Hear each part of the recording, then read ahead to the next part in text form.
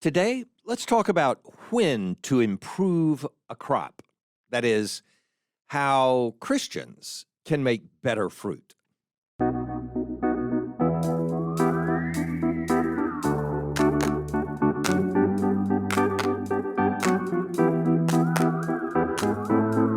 Welcome to Coffee with Creamer, where you get to sit down with our host, Dr. Barry Creamer, for a conversation about faith, life, and culture. We'll look at old ideas through a new lens, turn those culture wars on their head, and paint a picture of the way things could be. If you like your thinking deep and your coffee hot, pull up a chair. You're in the right place. So, to start this conversation, I have to bring up something painful to me, and that's the way people react when I start to talk about philosophy or ethics. And it's not. This is a major issue for me. Obviously, that's my education is in this world. I wrote my dissertation on a topic about ethics. I care about the issues deeply, and it's where my mind works all the time. I didn't find out until I was in my first graduate degree, that philosophy is the area where people talk about the things that I've thought about my whole life and couldn't figure out why nobody cared about it, why nobody else talked about it. So I love talking about philosophy and ethics, and yet the natural reaction that people give is similar to the line that people use about people who do other things like philosophy. So, there are people who will describe someone who prays all the time or who is super spiritual. They'll say, that guy is so heavenly minded, he's no earthly good. That's a line I learned a long time ago in my fundamentalist tradition that I was in for a good while. And I get the line. I mean, I understand it. He's so focused on spirituality and stuff, he never applies himself to actually do anybody any good. So heavenly minded, he's no earthly good. It's a similar thing when you describe someone as being an ivory tower scholar. They're not ever connected to the real world, and they're theorizing about things that don't make any difference. They're a navel gazer. They're just staring at their belly button all the time. And who cares? The stuff that they're talking about doesn't actually change anything in the real world. Who gets to eat a meal because you think these things, right?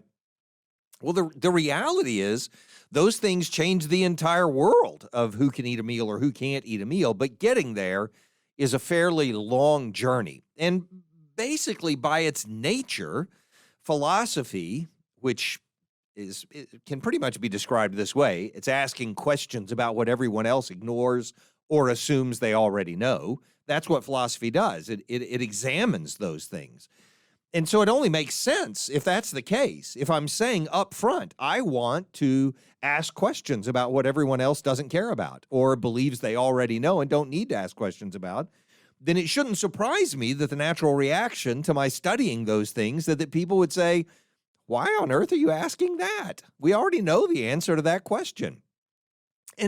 And yet, there is a reason that it's important to ask those fundamental, those basic, foundational, philosophical or ethical, theoretical types of questions. And when I'm actually teaching this in a philosophy class, like an introduction to philosophy class, I point out that Rene Descartes, he says at one point, he was never able to do decent philosophy until he was an older man because he had to pay the bills and he had to feed himself and, have a life.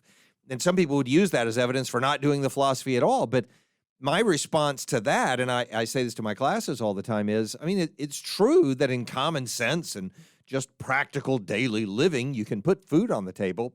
But it's also true that using that approach, we would still think the world was flat. And it's been helpful realizing that the world is not flat, except for those few people who have a hard time acknowledging that it's not flat. And it may not change how you build a house, but it does change how we communicate around the world today and the entire economy and how it functions now. So anyway, all that said, so the parallels that I would give to the importance of dealing with topics that might seem uninteresting, dull, pedantic in a given moment, but are actually critically important. Two examples I'll give. One is on the less trivial side, and it has to do with gun safety.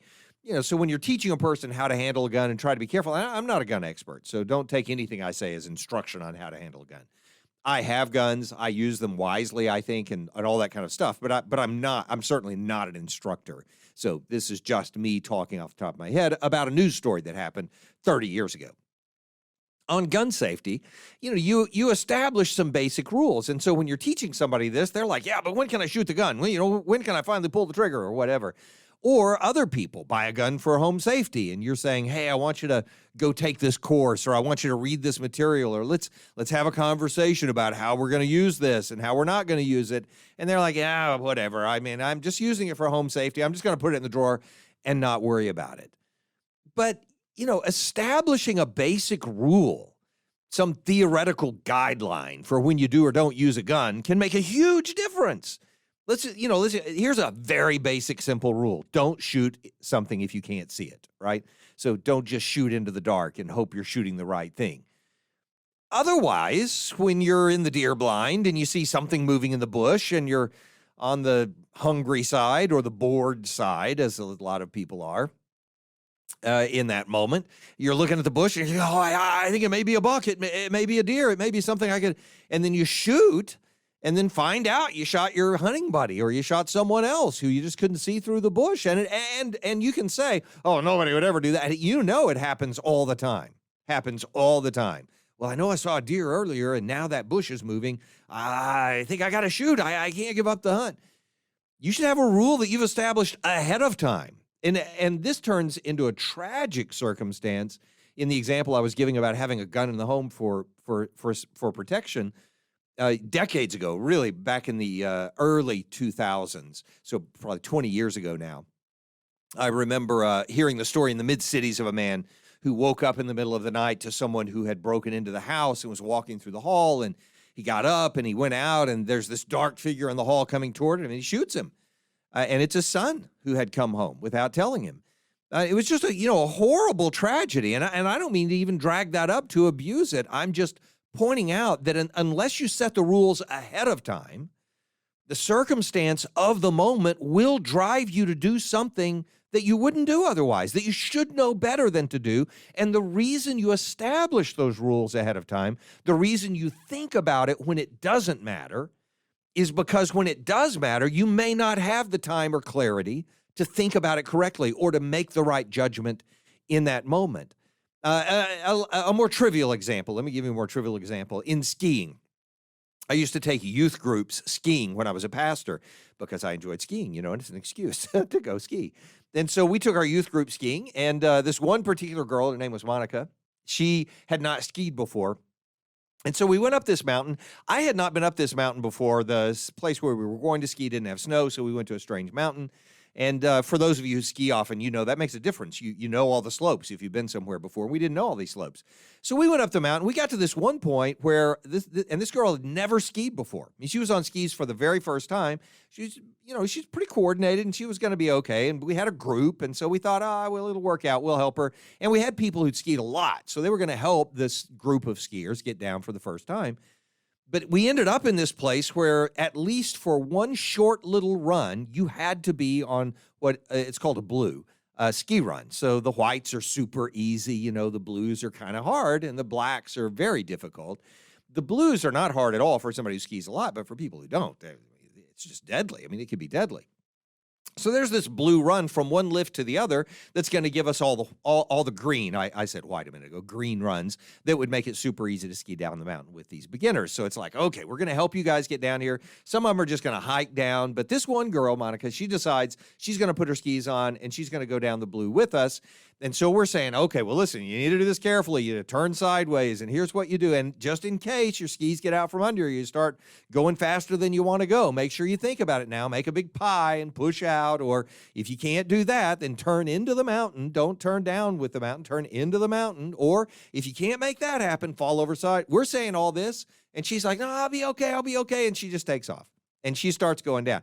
And she hears us telling her, just fall down if you can't. And she's starting to fly down the mountain. And it's a short run. Thank heavens, a short run. But she starts flying down the mountain, and she hears us telling her to fall down. So she sits down, which means your skis are still under you if you sit down on skis. And this blue run had a lot of moguls on it. So, a lot of bumps on it is what those are. And so she's sitting on her skis, I mean, flying down this short run, bouncing in the air between sitting and just flailing in the air and then sitting again and flailing. And finally she gets to the bottom and sort of tumbles to a stop and laughs it off and everything's good and fine, thank heavens. But I mean, at that speed, if she'd hit a tree or run into a post or anything in the way, it would have been deadly. And it was just because we didn't take time at the moment. I say we, it's her fault. Anyway, I know this is always the sponsor's fault. But the point is, you have to take time to get the theory under you because in the moment, you don't know what to do. Oh, sit down. No. Let's practice one time. Fall over sideways. That's different than sitting down. That would have made all the difference in that moment. And I really was. I was terrified we were going to have a dead youth on our hand in that moment. And the fact that we didn't isn't because we had control of the situation. We were just blessed by God or lucky, whichever word you want to put on it. We had the providence of Ruth in that moment, so to speak. So anyway, you get the idea. So it's important to think about things ahead of time. And that's why, as we start thinking about, what's the right thing for us to do in a society that's trying to pass laws? What's the right thing for me to do when I'm faced with a dilemma between telling the truth and causing some harm or telling a little lie, but being able to solve the problem? How do I deal with those things? How do I resolve these issues? And I'm not even talking about any particular issues today. At the end, we'll give a couple of examples just to talk about how important it is that we think theory first. But it's not that I want to solve issues today or address stories that are going on right now. I don't even want to teach a particular ethical theory today. I want us to talk about why having a theory, why having these deeper understandings of what's right and wrong, what's important and not important, is so important for us as believers and as people who are going to live in a society together. And in laying that down, recognize that even if we do disagree on the theories themselves, it won't keep us from being able to function together as a society if we have thought through these ideas beforehand. So theories themselves, even the deep underlying rationale for why we do what we're going to do, the theories themselves may be built on a common foundation, which means that even if the theories are different, they could end up looking a lot alike. So there are theories in ethics that are diametrically opposed to each other. And I'll give some examples of this in a moment. But there are some theories in ethics that are just completely the opposite of each other. I've mentioned this before, utilitarianism, a sort of a pragmatic approach to ethics. And I know those are two different things, but they're closely related. Sort of a pragmatic approach to ethics, figure out what's going to produce the best result, and that's the right thing to do. So, what's going to save the most lives or what's going to bring about the best solution for this problem, whatever. When you look at ethics that way, that's called utilitarianism. You're trying to get to the good. And whatever the means is that gets to the good, that's what makes it right. The end justifies the means. Deontology, or duty-based ethics, which is about what you're supposed to do, that's what defines what's right, what you're supposed to do, not what the result is, what the result that you're trying to get. It's defined the opposite as utilitarianism. In deontology, or in duty-based ethics, the whole nature of the ethic is to say the ends never justify the means. The fact that you were able to make someone else feel better by doing this or solve some problem by telling a lie doesn't make lying right, ever. Lying is always wrong, no matter what. In deontology, you have a completely different statement. Ends never justify means.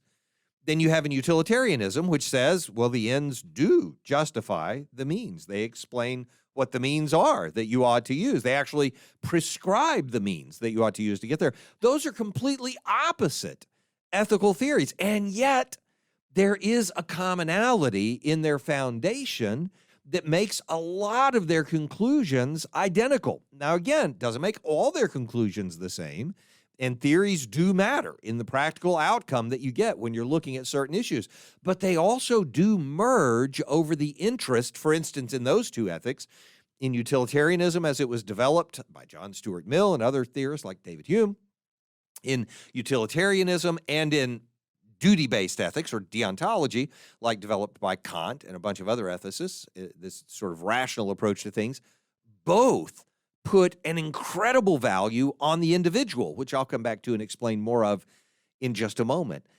So the fact that even if theories are different, they could be built on, in this case, a common appreciation for every person in a society. That fact means that you could, even with different theories, arrive at conclusions that are compatible with each other, with the ability to live in a society together, even with your different theories.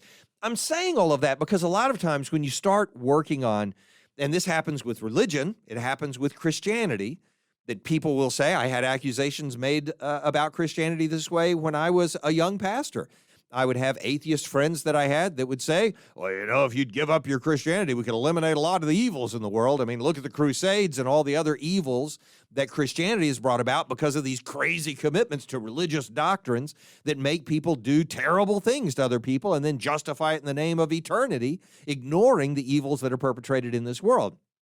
They would say, by the way, I would always respond to that by saying, yeah, I don't think religion had a lot to do with why Stalin was guilty of killing up to 30 million of his own people. So there's a lot of evil to go around, whatever the foundation of it is.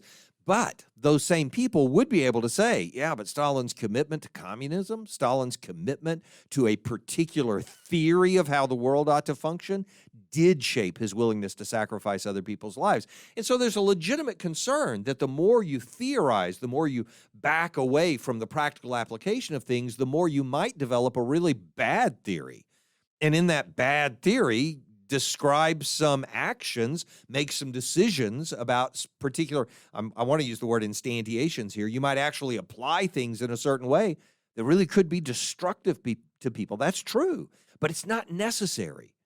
To theorize well, to do it well, might even bring us to different conclusions about which theory we're going to use, but it can bring us to a place where we can solve problems we will never address in the way we're trying to solve them right now, which is on the wrong end of the issues that come up. And I'll get to more of that in just a moment. So for one thing, different theories may agree on certain essentials. That's what I was getting at there. Let me give you a couple of examples, specific examples of how those theories could share the same essentials.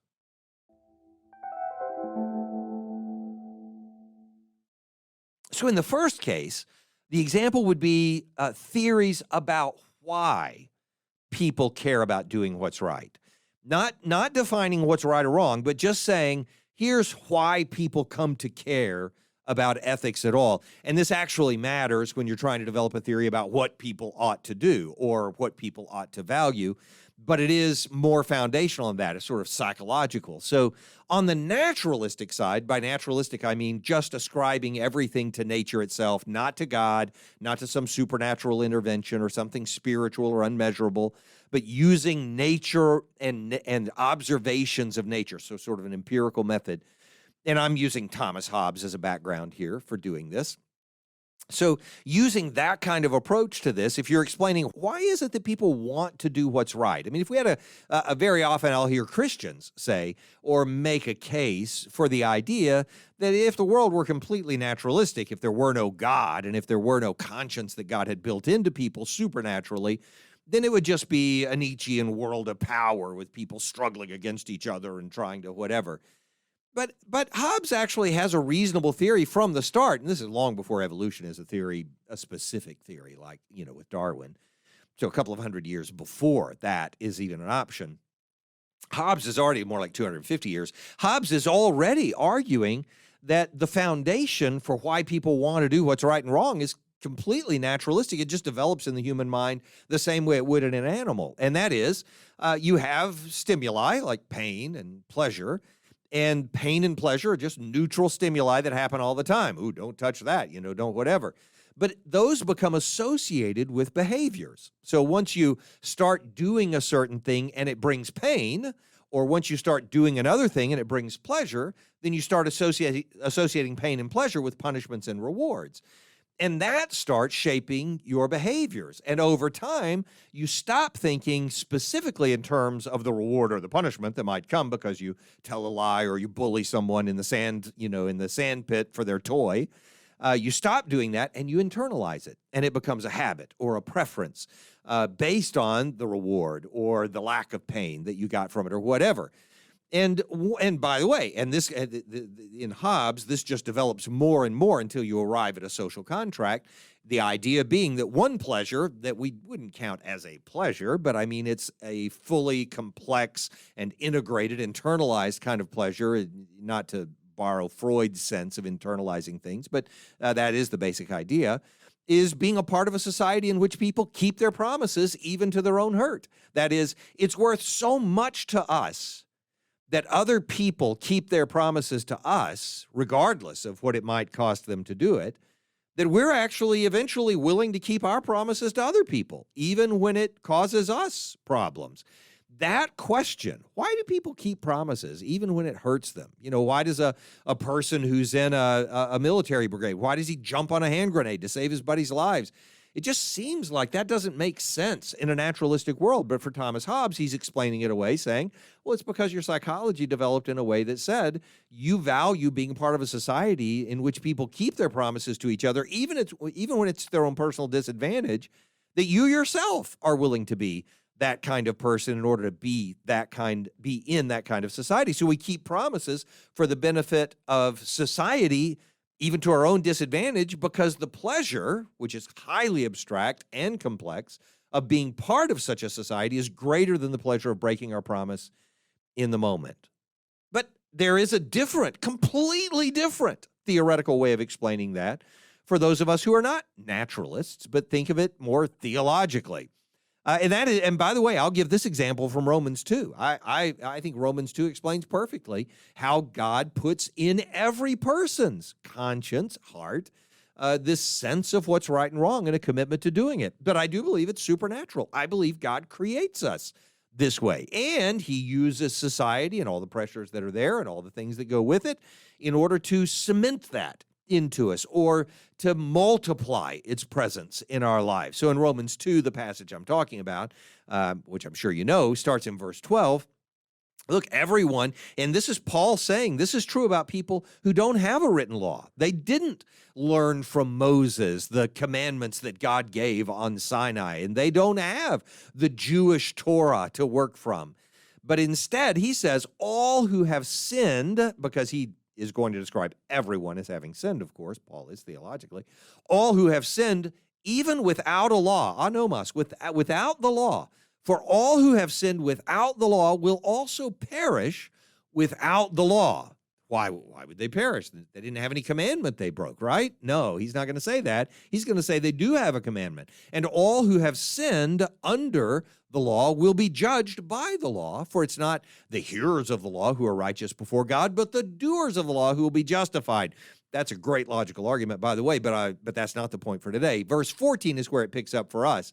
When he says, and this is in Romans 2 again, if you're trying to look it up, for when Gentiles who do not have the law, so they're anomos, they're without law, by nature, though, they do what the law requires, so they tell the truth, they love their child, they pay their debts, they do whatever it is in nature, just without the law, but in their society, they just do these things that we would consider moral, but also that the law says you're supposed to do. When they do by nature what the law requires, they are a law to themselves. Now, he could mean two different things by that. They are defining the law for themselves in a relativistic sense, or they are evidence in their own behavior that they do have the law of God. And it's the second, the fact that they do have the law of God, that is Paul's point because of what he's about to say. I'm not speculating about it. As the passage goes on, that becomes clear. He says, they become a law to themselves even though they do not have the law, meaning the written law that the Jews have.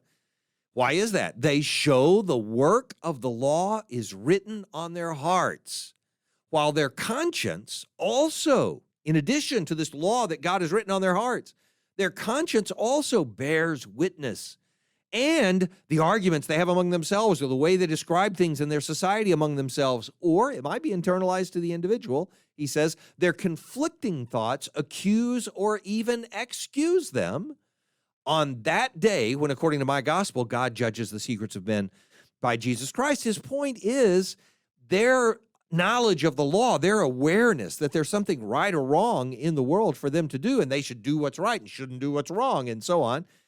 It's not rooted in an explicit command like God put on the stones and gave to Moses and gave to the Jews in their tradition, but instead is written on their hearts and evidenced in their conscience and in their dialectics in their society about what's right and wrong. It's all evidence that they do have a moral compass to begin with, and compass is probably a loose term for what they have, that God has provided them. Even though it's not rooted in explicit command, it is rooted in an implicit awareness that they have. Now, the only reason I brought that up is to give a contrast to what Thomas Hobbes was giving as an explanation for why everybody everywhere has this way of behaving morally, which doesn't seem like it would make sense if you were trying to describe the world naturalistically. And so Thomas Hobbes says, well, let me make sense of it for you. Here's a theory about why people behave morally in society.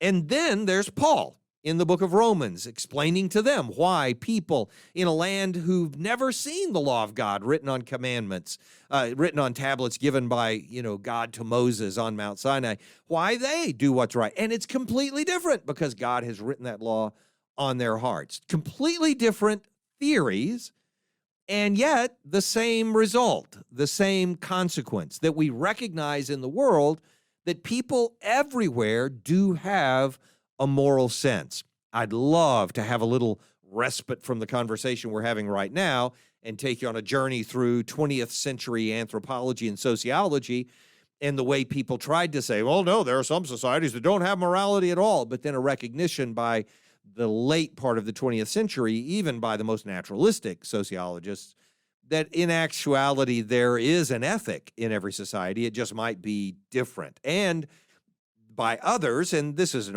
arguable claim, that actually that ethic is shared. It just might be shared at more of a meta or a higher level than at the specific instances of how you ought to do what's right and wrong. But I'm not going to take that respite. I know that felt like a respite to you, but no, it wasn't. That would have been 40 minutes long in itself if that were the respite. The point here is that there are examples of how theories about what people are doing might be different, and yet the essentials of it are the same. Everybody everywhere does have a moral sense, what's right and what's wrong, even if we disagree on what the theory is at the base of that. Another example, that some wildly different theories might share the same essential basis for considering what's right. And so this is parallel to the common ground discussion that we had from a previous episode about how we resolve public issues and how we present logical arguments, that when you're trying to make a case for something, you always have to find common ground because that's what the premises are in an argument. You can go back and listen to that in a previous episode another time. But the example that I would give today is more specific, using, again, Hobbes as a basis for this, and we could have done it with John Stuart Mill, but we'll take Thomas Hobbes, that his theory, his understanding of how we come to a moral sense or a moral compass, develop a moral compass, is based on selfishness and a naturalistic psychology, a psychological egoism. His theory is based on that. Oh, because we want to avoid pain and we want to pursue pleasure, we end up with this psychology that makes us interested in keeping our promises even when it's to our own disadvantage, and therefore we develop a social contract with others and so on. That basis of naturalistic psychology is still all about a society which is respectful of others' rights and interests, despite the impediment those rights and interests might be to my own rights and interests in a certain situation. That's what Thomas Hobbes is trying to address by explaining this psychology and trying to figure out how a social contract would develop in light of that. Kant's theory, in contrast to Hobbes' theory, and Kant is no believer. He's no Christian. He was raised by Christians, so he's heavily influenced by it in his upbringing, but he's not a Christian at all. Kant's theory, in total contrast to Thomas Hobbes' theory, is based on abstracted reason, not empirical observation.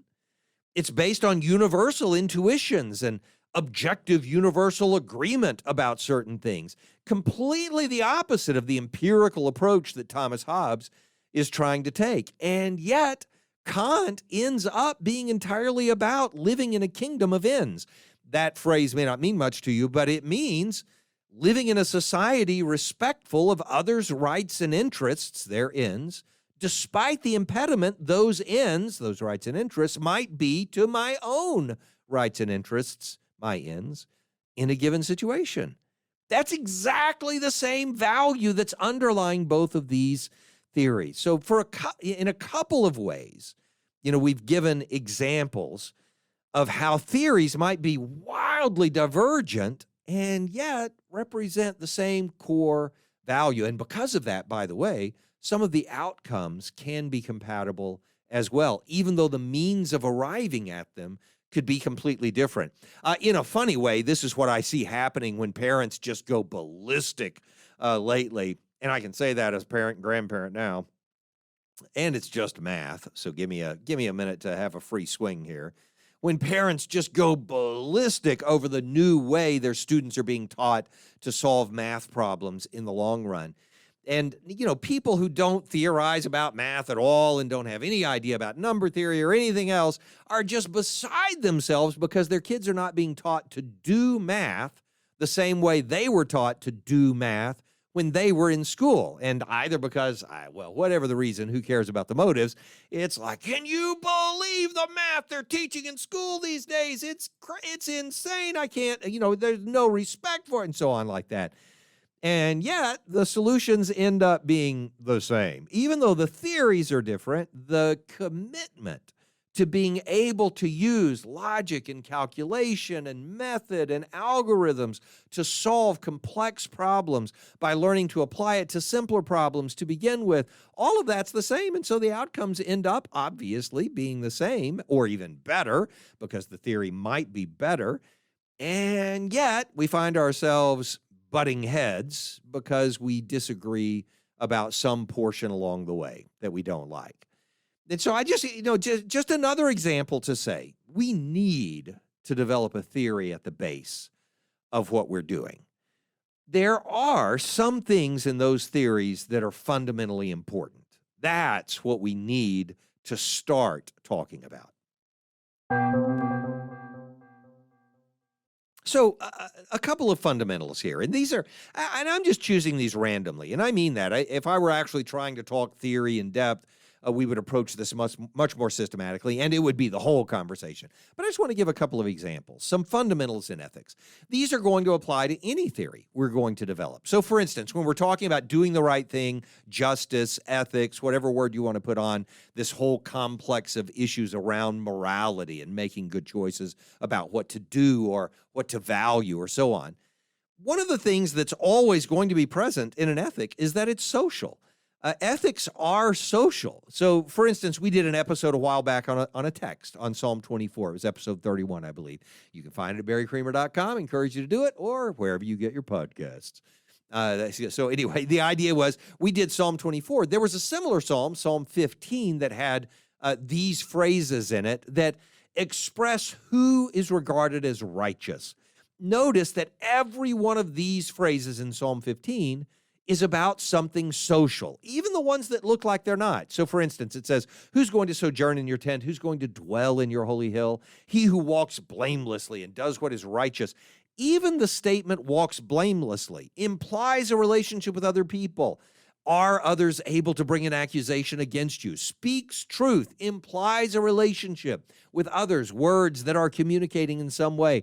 But specifically, starting in verse 3 of chapter 15, he says, doesn't slander with his tongue, that's about other people, does no evil to his neighbor, who is another person, nor takes up a reproach against his friend, another person, in whose eyes a vile person, that's another person, is despised, but who honors those who fear the Lord. Those are other people. Who swears to his own hurt and does not change. That is, keeps a promise to other people, even when it's to a disadvantage to him in the moment. Who does not put out his money at interest to other people and doesn't take a bribe against the innocent, who are other people. He who does these things, he's the one who shall never be moved, who shall dwell on the holy hill of the Lord. That's in Psalm 15. Now, those are just examples, but it's making the point that ethics is inherently social. Even the things that seem to apply to us personally are about the kind of person we're supposed to be in our relations with others.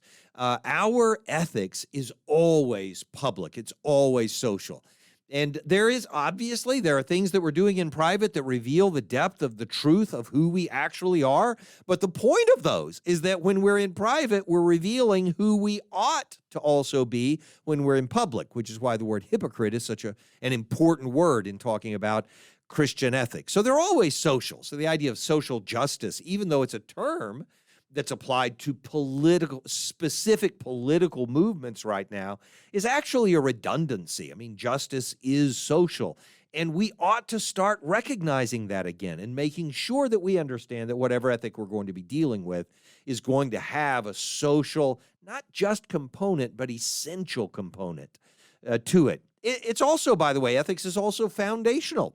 That is, when you have justified something, and remember the word just and the word righteous or the word right are all inherently tied together. So in fact, in Hebrew and in Greek, the word just is the word righteous. The word justified is made righteous. It's the same word. There's none righteous means there's none just.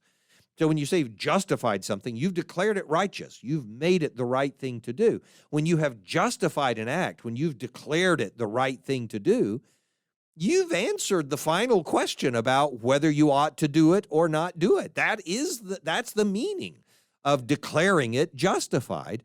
Or in some theories, you would have fully answered the question of why it's not the wrong thing to do. Because, as we'll talk about in a moment, well, there's a limitation to what ethics actually tries to do. But there's nothing else to resolve about its value once you've done it. So ethics is sort of the ultimate declaration about acts or about character or about ends, goods that we're pursuing, depending on the theory that you use. Obviously, I'm a deontologist, so I think it's about the act. Do you do the right thing? Maybe that's not obvious to everyone, but I'm saying it to you so that anybody who's talked to me about ethics knows that I'm a deontologist. I know. It matters to me that I get to say things like that. But anyway, the point is that whatever the theory is, you've done everything that's necessary to decide, is this the thing I'm going to do or not? You don't do that and then bring in a bunch of other measures and then say, oh, yeah, I know this is the right thing to do, but instead I'm going to do that. If you do say that, if you say, well, I know that's the right thing to do, but instead I'm going to do this other thing, then in reality, you think the other thing is even more right. You think it is the better thing to do based on an ethic that you're not being honest with yourself about. You actually hold something else as more fundamental in establishing what is the right thing to do. There is a way that seems right to a man, but the end thereof the ways of death. That's a really important concept in terms of how we decide things. So it's foundational. Ethics is social, it's foundational. Ethics is universal. And this is sort of built into ethics. And by the way, this doesn't require you to be a Christian to say this. You don't even have to be religious to say this. The person who was most adamant about this claim regarding ethics in my dissertation committee when I was writing about ethics was a naturalist, an extensionalist, a person who doesn't believe in God at all, doesn't believe there's anything spiritual or invisible out there. Well, not invisible makes the wrong point, but abstract sort of thing. He wouldn't reify those things. So so my point is that ethics is universal, and I think this is defensible, that even for a person who is a relativist, even if you think, oh, well, ethics is different for this culture and that culture, a cultural relativist, for instance, even for a person who's a relativist, the ethic that you hold completely, universally controls your responsibility to those others. And I could spend, again, all day talking about this example for why a cultural relativist would then still be stepping back to a meta-ethic that says, and so it's our ethical obligation to respect the ethics of other societies. Well, your meta-ethic says, Our ethical obligation is to respect different views from those societies, even if their ethic is different. So your ethic has suddenly become universal to apply to everybody else, even if they themselves hold a different ethic. So even for a person who's relativistic, the ethic you hold controls your responsibility to others, regardless of what ethic you think they might hold. And those are just a few of the fundamentals that might be there. Those kinds of things determine, if you learn them and you learn how they apply, they determine how you actually solve the problems that we face in a society. So why on earth am I talking about all of this today? Let's put some meat on the bones. Let's put some application to it that might reconnect it to the world that you actually live in. And some of you live in the world I was just talking about, so I don't mean to say that in a slighting way. I mean, some of you love the ethical theory and all that kind of stuff, but most of us don't. That it's like not everybody's a car mechanic, right? So not everybody's going to do philosophy and ethical theory. I get that. But we should learn what those basic values are that we hold that determine how we resolve more pressing or current momentary problems that we're trying to deal with. So why am I talking about it today? Let me give you a couple of examples. But both of these examples have to do with the fact that we're spending all of our time as a culture right now trying to improve our harvest. Let's bring world peace. Let's get rid of this divisiveness in the culture. We're trying to do all of these things. On both sides, people say these words. On the conservative side and the liberal side, how do we get rid of this divisiveness, or so on. Or sometimes, how do we get rid of the other half of society? People are saying. We're spending all of our time as a culture trying to improve our harvest after we've already picked it. We're saying these apples aren't good. Let's get better apples. But the trees are already bare. The trees have already fully grown. They're going to produce the kind of fruit they're producing. And yet we think we're going to solve the problem. I've given examples of this in previous episodes. I'll appeal to here very briefly, just so you can understand what I'm trying to get at. On the issue of abortion, we've addressed that. We've looked at the apple that's fallen from the tree, and we've said, how do we get a different fruit from this?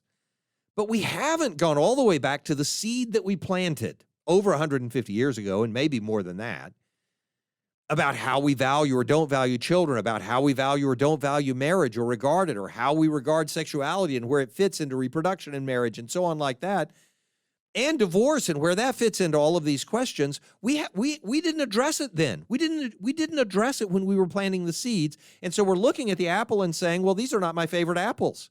These are not the galas I was hoping for.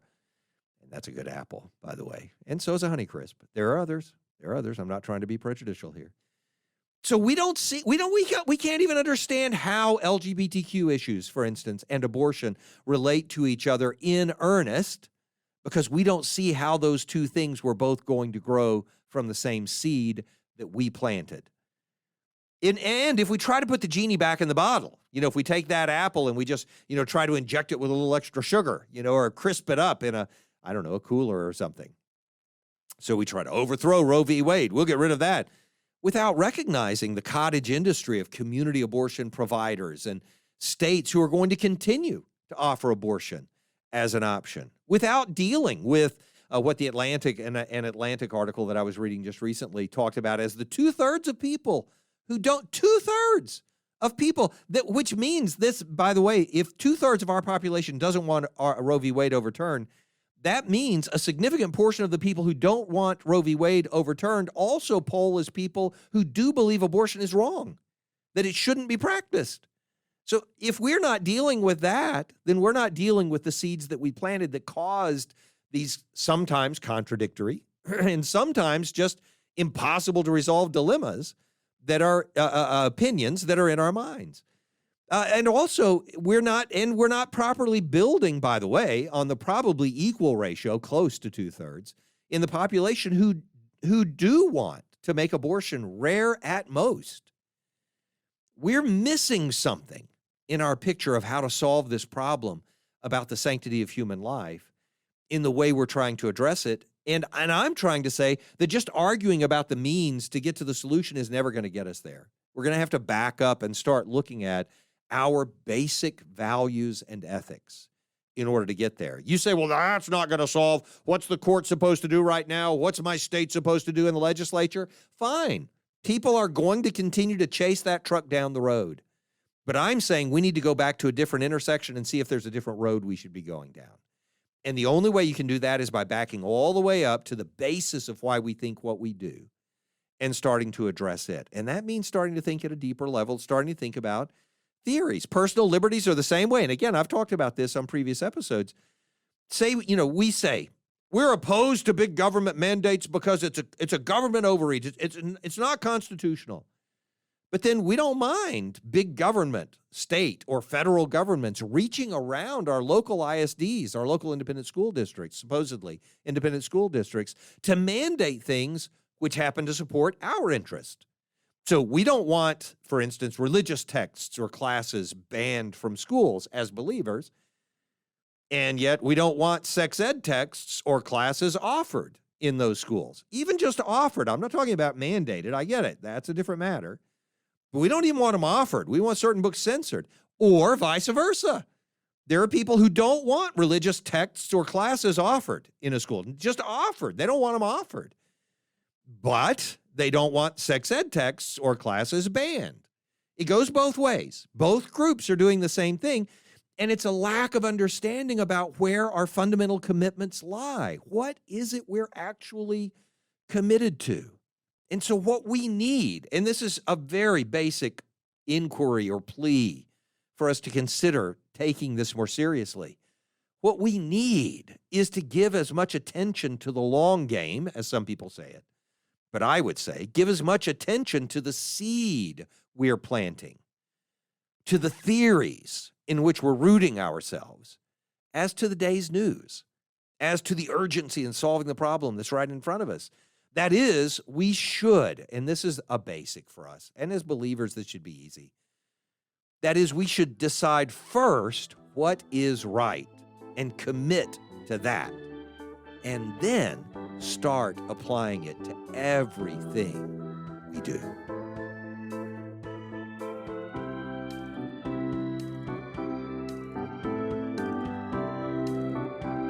Thanks for joining us for Coffee with Creamer. Your cup of coffee may be finished, but we are not. Come back next week for a refill as we sit down to examine a new set of ideas and cultural issues. Don't miss an episode. Subscribe wherever you get your podcasts or visit our website at barrycreamer.com. Until next time, keep your mug hot and your mind sharp.